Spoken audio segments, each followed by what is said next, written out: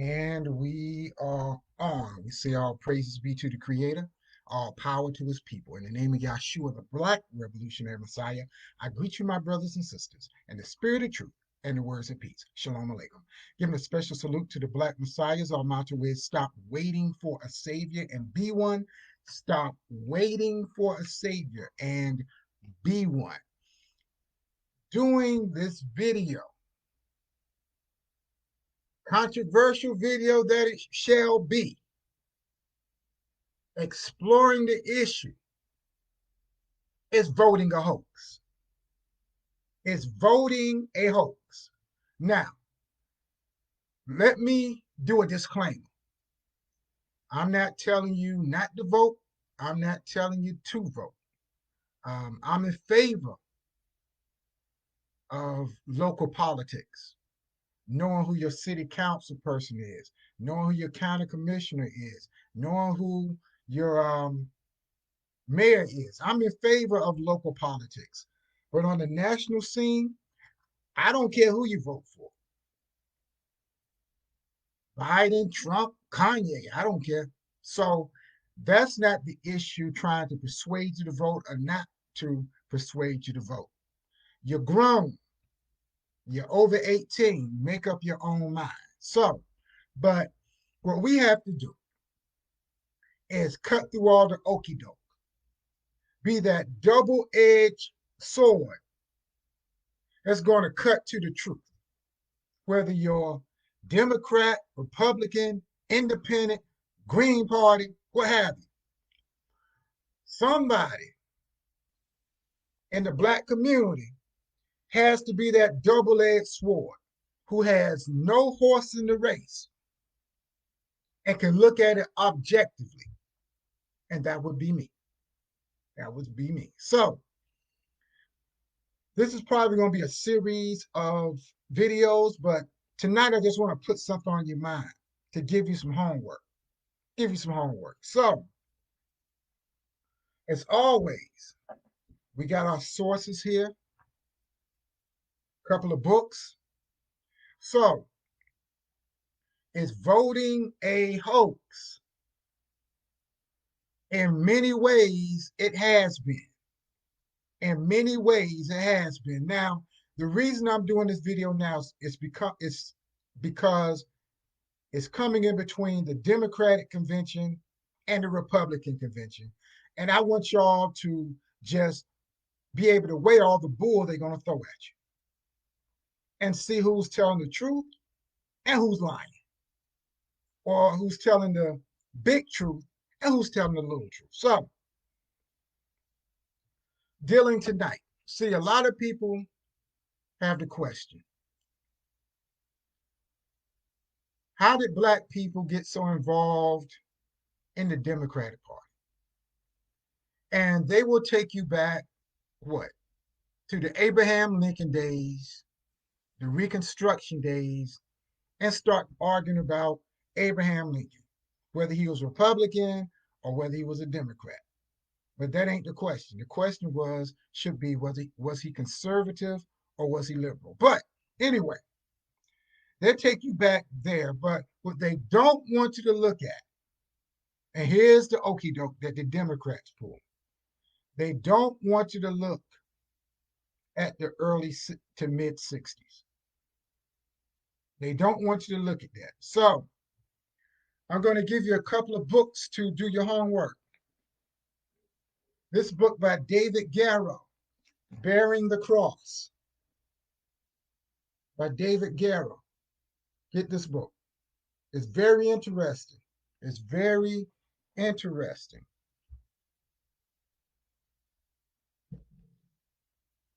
Parting the Waters by Taylor Branch. And he has two other books, at least two other books on this era too. I would say get Pillars of Fire. Study Pillars of Fire. Especially for the conversation tonight, study Parting the Waters by Taylor Branch. And also Louis Lomax, The Negro Revolt. The Negro Revolt by Lewis Lomax. Those are three books that would give you some insight on the voting hoax. So why do I say the voting was a hoax? The main purpose of voting, the whole voting act, was to help the Kennedys, help John Kennedy at that time, and Robert, but really John, and also to stop the protests and change the direction into voting. That's documented. That's documented in those books. Now,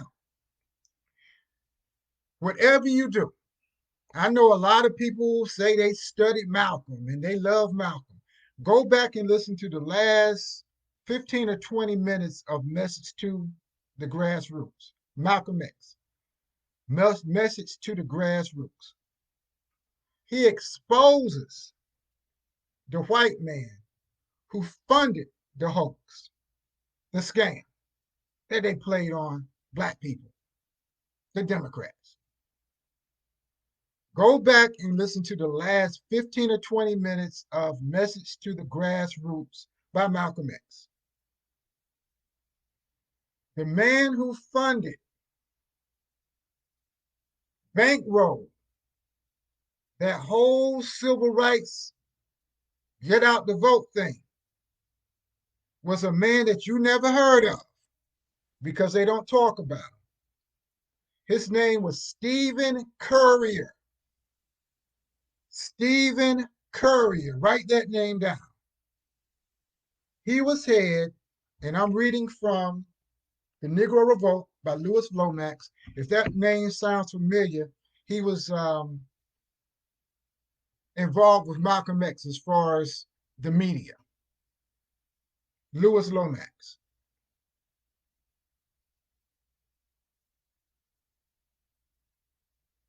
In the fall of 1961, a white man, a rich white man named Stephen Currier, and his Taconic Foundation,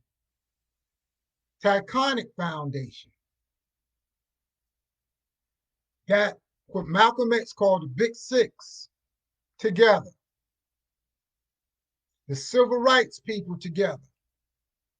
And he started funding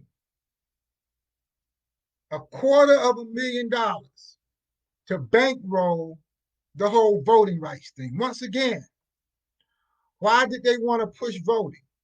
To help the Kennedys and their political aspirations, and also to stop people from protesting and to get them to vote. They didn't want people out in the streets protesting, no matter how much they glorify what Dr. King was doing. They bankrolled their whole voting rights thing and put money in those leaders' pockets to get people off the street and say, nah, don't protest, just vote. Which is the same thing that the Democrats are doing with Black Lives Matter. As they say, the more things change, the more they stay the same. Now, let's talk about the Taconic Foundation. The Taconic Foundation is a philanthropic agency incorporated in the state of Delaware, but with offices in New York City.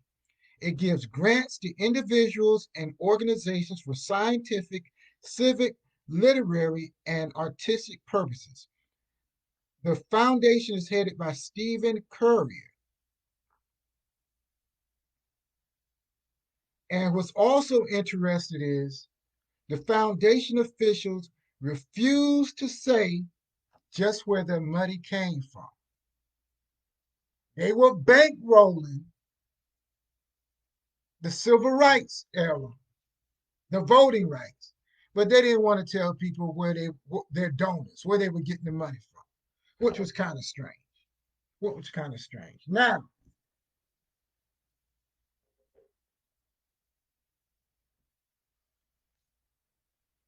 what the Taconic Foundation did was they put together a group, and Google this group, the United Civil Rights Leadership Group, because the Big Six were fighting over money. So what Stephen Currier said, so y'all won't have to fight over money. We're going to pay everybody off. We're going to pay everybody off. Again, Malcolm X talked about this in a message to the grassroots. And this is where, read this book, Bearing the Cross, by David Garrow. He goes into it. They were also instrumental in the March on Washington, which Malcolm X again talks about in the message to the grassroots. So, what I'm saying to you, family, if you want to see where the whole voting hoax and why Black people love the Democrats so much, study the voting rights initiatives in the early 60s to mid 60s. And Stephen Currier, it was a money grab. It was a political grab to get people out the streets, to get people off the streets, and also to empower the Kennedys. They ran a scam. They ran a game. So why am I talking about this now? Because they're still running the same old game. See, Black folks, even though church folks, religious folks say, don't create false images. There's no God beside God. They make politics into a religion. They make politics into a religion. In my city, on the radio right now, they got an ad running with some good old foot stomping church music playing in the background. And it's a Joe Biden ad because they know how to appeal to Black folks. They say, Black folks love the Lord, so let's make them always believe that the Lord wants them to vote for me. So they go to a few churches, kiss a few babies, make no promises to Black people. So we have turned religion, politics into a religion. We've turned politics into a religion. It's idolatry. We've made politicians into idols. But we got to crush the idols. As they say, become iconoclasts and reveal the truth. So the okie doke is going to be out of this world between now and November. But since they think we're dumb, they don't think we're going to study. See, the thing that works into Black folks' advantage is they underestimate our intelligence.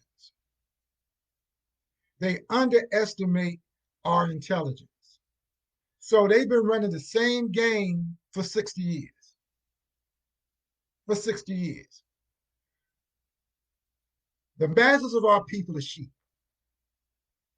The masses of our people are sheep. They follow the leader and the money. So it's only going to take a few people who can reveal the truth. See, between now and November, in order for them to appear that they have the best interest of the Black community, they're going to have a lot of forums, asking a lot of questions. So this is our time to start pulling out the information. Those of us who have no horse in the race, pull out the information. And I hear Black people saying, well, we need a Black agenda. We need a black agenda. Well, how about everybody come up with their own individual agenda? Because what they do is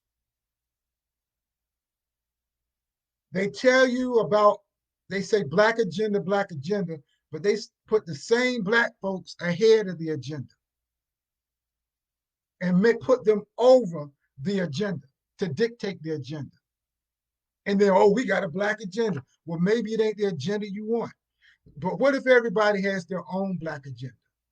And when you went to a meeting or every time you see a politician, you hit them with your own black agenda. Biden already told y'all how they think that all black folks think alike. So all they got to do is get one black leader and we'll all follow behind. But what if everybody had their own black agenda that they carried around in their pocket? And every time somebody asks them about voting, they'll pull out their own black agenda. They'll pull out their own black agenda. So that's your homework for the weekend, for the night, for the weekend, whatever. Study these 3 books: Bearing the Cross,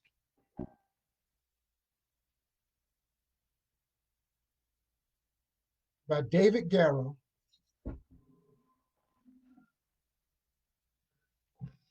Parting the Waters, by Taylor Branch, and The Negro Revolt by Louis Lomax. So, what I'm trying to tell you, brothers and sisters, as grandma used to say, don't pick up nobody's wooden nickels and don't be nobody's fool. So, as always, we leave you with the Black Messiah motto: stop waiting for a savior and be one. Shalom.